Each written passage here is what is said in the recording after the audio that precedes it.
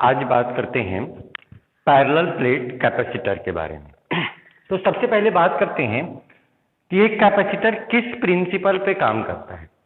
देखो, अगर एक चार्ज कंडक्टर है और उस चार्ज कंडक्टर के पास एक अनचार्ज अर्थड कंडक्टर लाए, तो केवल अनचार्ज अर्थड कंडक्टर लाने से क्या होता है, चार्ज कंडक्टर की कैपेसिटेंस इंक्रीज हो जाती है।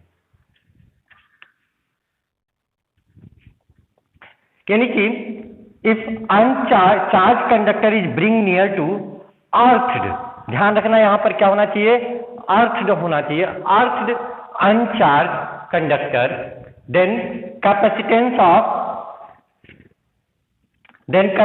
Of conductor charge conductor increases. अब कैसे होता है, थोड़ा सा इसको समझने की कोशिश करते हैं। मान लो कि मेरे पास एक चार्ज कंडक्टर है और एक प्लेन शीट है, प्लेट है। इस पे मैंने प्लस क्यू चार्ज दे रखा है। क्या दे रखा है? प्लस क्यू चार्ज दे रखा है। और इसके पास कोई पॉइंट पी है। हम ये पहले डिस्कस कर चुके हैं कि पॉजिटिव चार्ज के कारण किसी पॉइंट पे पोटेंशियल पॉजिटिव होता है और नेगेटिव चार्ज के कारण किसी पॉइंट पे पोटेंशियल नेगेटिव होता है। तो अगर इसके पास कोई पॉइंट पी है तो इसके कारण यहाँ पोटेंशियल क्या आएगा? पॉजिटिव आएगा। तो यहां पर जो पोटेंशियल होगा, potential at p due to positive plate, केवल पॉजिटिव प्लेट के कारण जो पोटेंशियल है वो मान लेते हैं प्लस वी है। ऐसा क्यों है? पॉजिटिव चार्ज के कारण किसी पॉइंट पे पोटेंशियल क्या होगा? पॉजिटिव होगा। यहां पर अगर मैं कैपेसिटेंस निकालना चाहूं तो कैपेसिटेंस क्या होता है? Q by v. तो ये हो जाएगा क्यू बाई, क्योंकि चार्ज इस पे क्यू मान लिया तो पोटेंशियल वी है तो क्यू बाई वी हो जाएगा। अब मान ली देखते हैं, अब एक दूसरा चार्ज अनचार्ज और आर्क्ड कंडक्टर जिसका एक टर्मिनल क्या है? आर्क से कनेक्टेड है, और मैं उसको क्या कर रहा हूं, यहां पर लेके आ रहा हूं इसके पास। तो बाई इंडक्शन क्या होगा?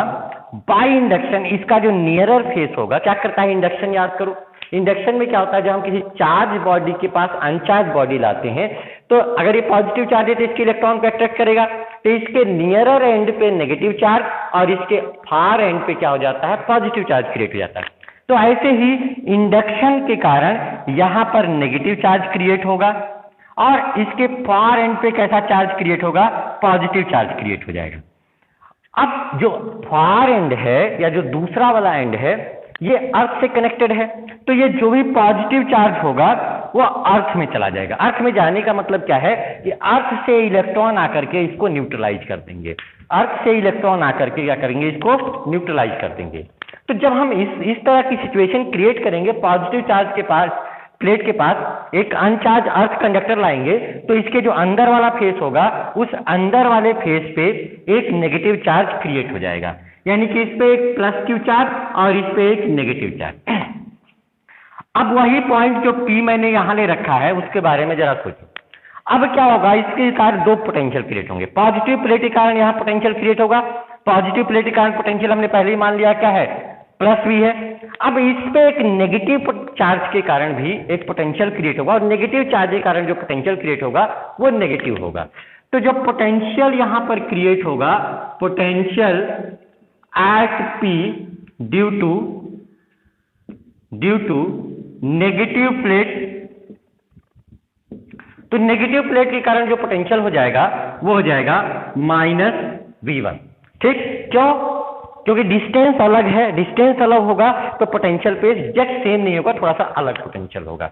अब नेट पोटेंशियल क्या है? एक स्केलर क्वांटिटी है। पोटेंशियल जब एक स्केलर क्वांटिटी है तो पोटेंशियल क्या होता है? एल्जेब्रिक सम होता है, यानी कि दोनों का सम। तो पॉजिटिव प्लेट के कारण पोटेंशियल कितना है? प्लस वी, और नेगेटिव पोटेंशियल कारण पोटेंशियल कितना है? -V1। तो नेट पोटेंशियल यहां पर क्या हो जाएगा? नेट पोटेंशियल हो जाएगा V - V1। अब कैपेसिटेंस अगर निकालें इसका, तो चार्ज तो वही है, इस पे क्यू है, चार्ज तो चेंज हुआ नहीं है, तो चार्ज तो क्यू ही है, लेकिन अब जो पोटेंशियल हो जाएगा V - V1। अब जरा इन दोनों को कंपैरिजन करके देखो। इन दोनों को कंपैरिजन करने से मुझे क्या मिल रहा है? न्यूमरेटर दोनों का क्यू है, न्यूमरेटर दोनों का क्यू है, तो न्यूमरेटर में कोई चेंज तो हुआ नहीं, लेकिन डिनोमिनेटर यहाँ v है और यहाँ पर क्या है, v माइनस v1 है। तो अगर मैं गौर से देखूं तो इसका जो डिनोमिनेटर है वो कम हो गया। और आपको पता है कि जब फ्रैक्शन होता है और फ्रैक्शन में जब डिनोमिनेटर कम हो तो ओवरऑल क्वांटिटी क्या होती है, बढ़ जाती है। इसका मतलब ये कैपेसिटेंस क्या होगा, ज्यादा होगा कंपेयर टू दिस। यानी कि अगर मैं ये कह दूं कि C dash will be greater than C तो मुझे कोई प्रॉब्लम नहीं होगी। अब देखो हुआ क्या है कि मैं क्या किया हूं, एक चार्ज कंडक्टर था, उसके पास एक अनचार्ज, देखो इनिशियली क्या था, अनचार्ज था, अनचार्ज अर्थ कंडक्टर लेके आया हूं और केवल इसके लाने से ही मुझे क्या हुआ है, इसकी जो कैपेसिटेंस है वो इंक्रीज हो जाइए। और यही क्या है, बेसिकली एक पैरेलल प्लेट कैपेसिटर या किसी भी कैपेसिटर का प्रिंसिपल है। कोई भी कैपेसिटर किस प्रिंसिपल पे काम करता है कि चार्ज कंडक्टर के पास अगर एक अनचार्ज अर्थ कंडक्टर लेके आए तो उससे क्या होती है, कैपेसिटेंस इंक्रीज हो जाती है। यही बेसिक प्रिंसिपल होता है एक। अब बात करते हैं कि किसी पैरेलल प्लेट कैपेसिटर का कैपेसिटेंस कैसे निकालेंगे।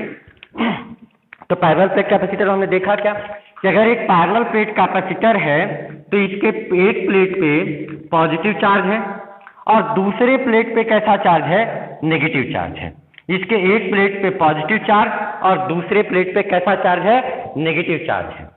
और इसके जो प्लेट एरिया है, एक प्लेट का एरिया, ये प्लेट कुछ ऐसे है, इस प्लेट का जो एरिया है वो A मान लेते हैं और दोनों के बीच की जो प्लेट डिस्टेंस है वो D एज्यूम कर लेते हैं। दोनों के बीच जो प्लेट डिस्टेंस है वो D एज्यूम कर लेते हैं। अब है क्या, और एक चीज और मान लेते हैं, charge, surface charge density. Surface charge density का मतलब होता है चार्ज पर यूनिट एरिया। तो suppose that charge per unit area कितना हो जाएगा इसका, तो चार्ज पर यूनिट एरिया हो जाएगा Q/A। अगर इस पे प्लस Q चार्ज है, इस पे माइनस Q चार्ज है, तो देखो दोनों पे ही चार्ज इक्वल है, तो दोनों पे जो सरफेस चार्ज डेंसिटी क्या होगा, इक्वल होगा। दोनों पे ही अगर चार्ज इक्वल है, charge surface charge area, plate area दोनों का सेम ले रखा है, तो सरफेस चार्ज डेंसिटी जो होगा वो दोनों का क्या होगा, सेम होगा। अब कैपेसिटेंस निकालते कैसे हैं। कैपेसिटेंस निकालने के लिए मैंने क्या तरीका बताया था, कैपेसिटेंस निकालने के लिए मैंने तरीका बताया था कि कैपेसिटेंस जो होगा वो होता है C = Q/V होता है। तो मैं पोटेंशियल कैलकुलेट करने की कोशिश करता हूं। अगर पोटेंशियल मुझे नहीं मिलेगा तो मैं पहले इलेक्ट्रिक फील्ड कैलकुलेट करूंगा। यहां पर सिचुएशन क्या है कि मैं डायरेक्ट पोटेंशियल डिफरेंस इसमें नहीं कैलकुलेट कर सकता हूं, तो मुझे पहले क्या करना पड़ेगा, इलेक्ट्रिक फील्ड निकालना पड़ेगा। और चूंकि देखो प्लेट है यहां पर, हम प्लेट के कारण हम पहले ही डिस्कस कर चुके हैं, शीट के कारण, प्लेन शीट के कारण, प्लेट शीट के कारण जो इलेक्ट्रिक फील्ड होता है वो होता है, एक प्लेन शीट के कारण इलेक्ट्रिक फील्ड होता है σ/2ε0। यहां डिस्टेंस पे डिपेंड नहीं करता है, और ये भी हमने डिस्कस किया था कि जो प्लेन शीट होगी वो यूनिफॉर्म इलेक्ट्रिक फील्ड डिपेंड करती है। अब चूंकि दोनों प्लेट का जो सरफेस चार्ज डेंसिटी है वो सेम है, तो जो इलेक्ट्रिक फील्ड आएगा वो दोनों का क्या आएगा, सेम आएगा। ठीक, तो सबसे पहले इलेक्ट्रिक फील्ड जो होगा, electric field due to one plate वो हो जाएगा σ/2ε0। किसके इक्वल हो जाएगा, σ/2ε0। अब यहां पर मुझे नेट इलेक्ट्रिक फील्ड निकालना है। मान लो कोई पॉइंट P है, तो मुझे इलेक्ट्रिक फील्ड की डायरेक्शन देखनी पड़ेगी। इलेक्ट्रिक फील्ड की डायरेक्शन देखने के लिए मैं यहां पर क्या करूंगा, एक टेस्ट चार्ज रख दूंगा। अब ये पॉजिटिव प्लेट है, तो पॉजिटिव प्लेट अगर यहां टेस्ट चार्ज रखते हैं तो पॉजिटिव प्लेट इस टेस्ट चार्ज को क्या करेगा, रिपेल करेगा। क्या करेगा, रिपेल करेगा। और negative plate, test charge positive है तो नेगेटिव प्लेट क्या करेगा, यहां पर टेस्ट चार्ज रखोगे, नेगेटिव प्लेट क्या करेगा, इसको अट्रैक्ट करेगा। तो मुझे क्या दिख रहा है कि जो दोनों इलेक्ट्रिक फील्ड है, एक तो दोनों का जो मैग्नीट्यूड होगा वो इक्वल होगा, दोनों का मैग्नीट्यूड कितना होगा, σ/2ε0 होगा, क्योंकि दोनों की सरफेस चार्ज डेंसिटी सेम है और दोनों क्या है, सेम डायरेक्शन में है। तो जब दो इलेक्ट्रिक फील्ड सेम डायरेक्शन में होगा तो नेट कैसे निकालते हैं, दो वेक्टर सेम डायरेक्शन में है तो उनको क्या करते हैं, जस्ट ऐड कर देते हैं, सम कर देते हैं। तो यहां पर मुझे जो नेट इलेक्ट्रिक फील्ड मिल जाएगा, नेट इलेक्ट्रिक जो फील्ड मिल जाएगा वो क्या मिल जाएगा, E मिल जाएगा, E1 + E2 मिल होगा। और E1 कितना है, ये है sigma upon 2 epsilon not. E2 क्या है, ये भी है सिग्मा अपॉन 2 एप्सिलॉन नॉट। देखो क्या हो जाएगा, डिनोमिनेटर दोनों सेम है, तो 2 सिग्मा बाई 2 एप्सिलॉन नॉट, यानी कि सिग्मा बाई क्या हो जाएगा, एप्सिलॉन नॉट हो जाएगा। क्या होगा, सिग्मा अपॉन एप्सिलॉन। और सिग्मा किसके इक्वल है, यानी कि सरफेस चार्ज डेंसिटी किसके इक्वल है, Q बाई A के इक्वल है। तो ये क्या हो जाएगा यहाँ पे, Q by A epsilon not, Q by A epsilon not. तो यहां से मुझे क्या एक्सप्रेशन मिल गया कि नेट इलेक्ट्रिक फील्ड का ही हो जाएगा। अब याद करो पोटेंशियल क्या होता है, पोटेंशियल होता है, पोटेंशियल डिफरेंस और इलेक्ट्रिक फील्ड में क्या रिलेशन होता है, E इंटू आर होता है। पोटेंशियल डिफरेंस क्या होता है, electric field E into r होता है। और यहां पर दोनों की प्लेट डिस्टेंस क्या है, D है। तो अगर मैं दोनों प्लेट का पोटेंशियल डिफरेंस निकालना चाहूं, potential difference of two plates, तो मुझे क्या मिल जाएगा, V is equal to E into d मिल जाएगा। क्या मिल जाएगा, E इंटू डी मिल जाएगा। या E किसके इक्वल है, E है Q by A epsilon not into क्या हो गया, D। तो इस तरह से हमने क्या कर लिया, पोटेंशियल डिफरेंस निकाल लिया। किया क्या है, हमने दो प्लेट, एक पे प्लस क्यू चार्ज, एक पे माइनस क्यू चार्ज है, दोनों, चूंकि दोनों की सरफेस चार्ज डेंसिटी, देखो इलेक्ट्रिक फील्ड प्लेन शीट के कारण केवल सरफेस चार्ज डेंसिटी पे डिपेंड करती है। क्योंकि दोनों का सरफेस चार्ज सेम है, एरिया सेम है, तो उस केस में सरफेस चार्ज डेंसिटी क्या होगा, दोनों का सेम होगा, तो इलेक्ट्रिक फील्ड सेम होगा। अब यहाँ पे टेस्ट चार्ज रखा, पॉजिटिव इसको रिपेल करेगा, नेगेटिव इसको अट्रैक्ट करेगा, तो दोनों इलेक्ट्रिक फील्ड क्या हो गई, सेम डायरेक्शन में मिल गई। दोनों इलेक्ट्रिक फील्ड सेम डायरेक्शन में मिल गई, तो नेट कैसे निकालेंगे, दोनों को हमने क्या कर लिया, जब दो वेक्टर सेम डायरेक्शन में होते हैं तो उनका रिजल्टेंट क्या होता है, दोनों का सम होता है। तो सम कर लिया, मुझे नेट इलेक्ट्रिक फील्ड निकल गया। पोटेंशियल डिफरेंस क्या होता है, इलेक्ट्रिक फील्ड इनटू डिस्टेंस होता है, तो मैंने इलेक्ट्रिक फील्ड इनटू डिस्टेंस करके क्या कर लिया, पोटेंशियल डिफरेंस निकालना आसान है। क्योंकि कैपेसिटेंस के लिए क्या एक्सप्रेशन होता है, ये होता है Q बाई V होता है। तो C इक्वल टू क्या हो जाएगा, Q बाई V क्या है, Q into D by A epsilon not है। Q से Q कट जाएगा, C के लिए क्या एक्सप्रेशन मिल जाएगा, A epsilon not by D। तो इस तरह से हमने क्या देखा कि पैरेलल प्लेट कैपेसिटर का जो कैपेसिटेंस होता है उसके लिए क्या एक्सप्रेशन आता है, A epsilon not by D।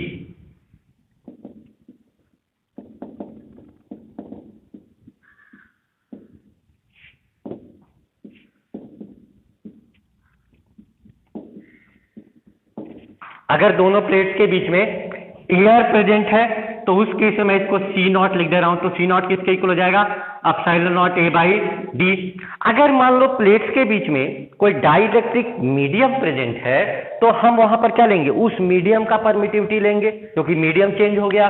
तो अगर if a dielectric medium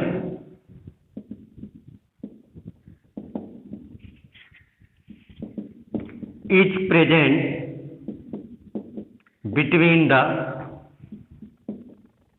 plates, तो उसको मैं C मान लेता हूं। ये C नॉट है, जब एयर प्रेजेंट है तो मैंने जो कैपेसिटेंस आया कैपेसिटर का उसको C नॉट मान लिया, तो ये क्या हो जाएगा, एप्सिलॉन A बाई D हो जाएगा।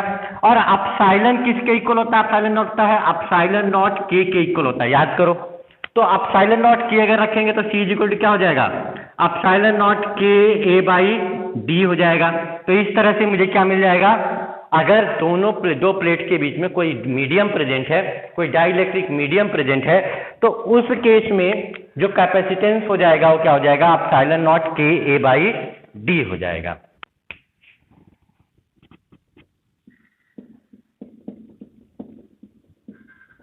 अब देखो कैपेसिटेंस किसके किसके ऊपर डिपेंड करेगा, जो कैपेसिटेंस है वो किन किन पैरामीटर्स के ऊपर डिपेंड कर सकता है।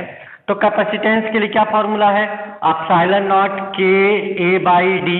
तो देखो यहां से किस पे डिपेंड कर सकता है, एरिया पे डिपेंड कर सकता है, D पे डिपेंड कर सकता है, यानी डिस्टेंस बिटवीन द प्लेट्स के बीच में डिपेंड कर सकता है, और क्या डिपेंड कर सकता है, K पे डिपेंड कर सकता है। तो यहां पर हम जनरली क्या देखेंगे कि ये किन किन पैरामीटर्स पे डिपेंड कर सकता है। तो सबसे पहले ये डिपेंड करेगा प्लेट एरिया पे डिपेंड करेगा। अब प्लेट एरिया पे कैसे डिपेंड करेगा कि अगर हम प्लेट एरिया को इंक्रीज करेंगे तो कैपेसिटेंस क्या होगा, इंक्रीज होगा। अगर प्लेट एरिया को इंक्रीज करेंगे तो कैपेसिटेंस क्या होगा, इंक्रीज होगा। दूसरा किस पे डिपेंड करेगा, डिस्टेंस बिटवीन द प्लेट्स पे डिपेंड करेगा। और वो कैसे डिपेंड करेगा, देखो distance between the plate inversely proportional है। तो यहां पर अगर मैं डिस्टेंस बिटवीन द प्लेट्स को इंक्रीज करूंगा तो एरिया जो कैपेसिटेंस होगा वो डिक्रीज होगा।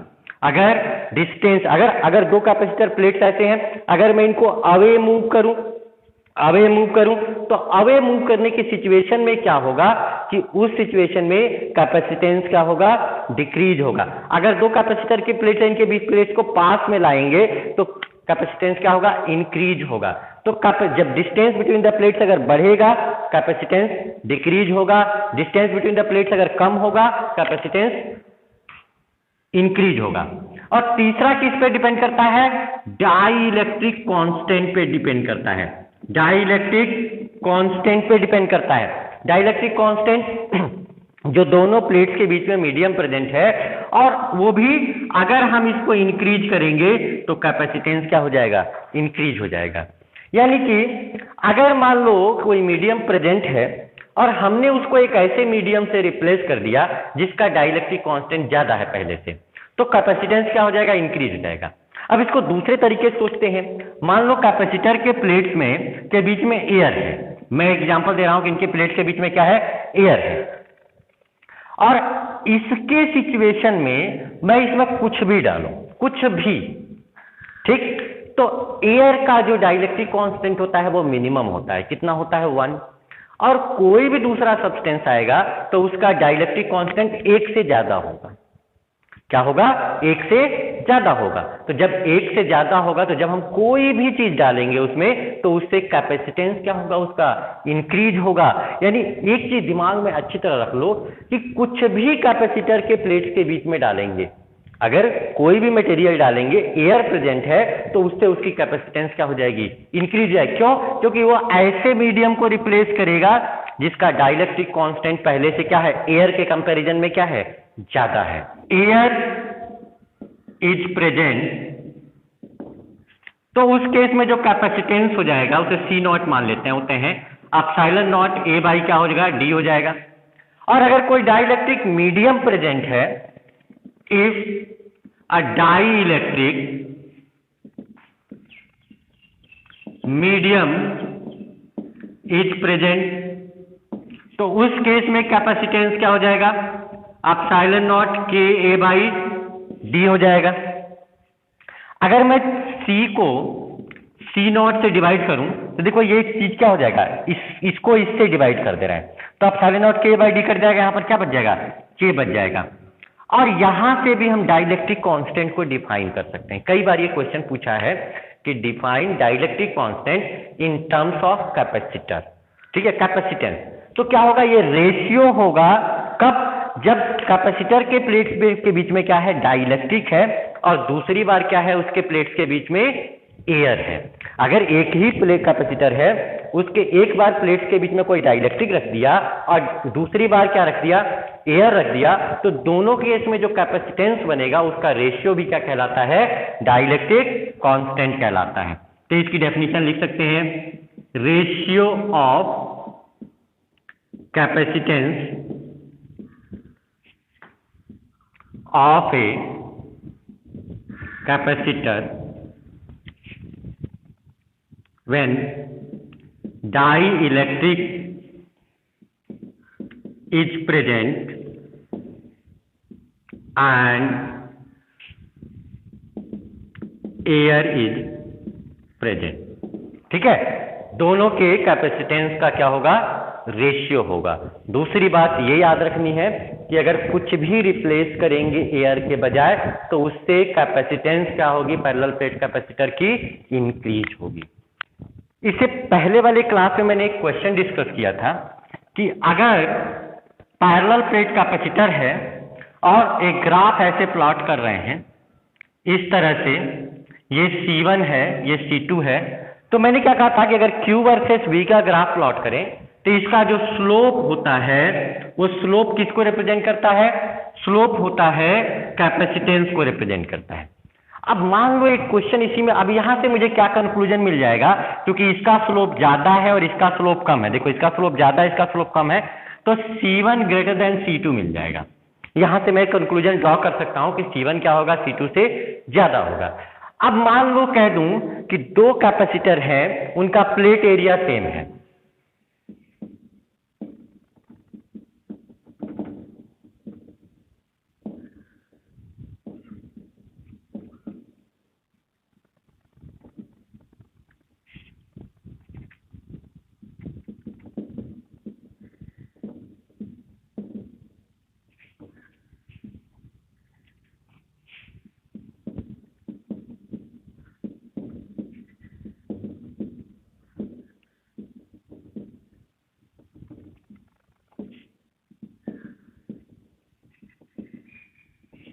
क्वेश्चन ये कह दिया कि दोनों का प्लेट एरिया सेम है, लेकिन जो डिस्टेंस बिटवीन द प्लेट्स है किसके लिए, ए के लिए वो डबल है, ए का डबल है कंपेयर टू बी।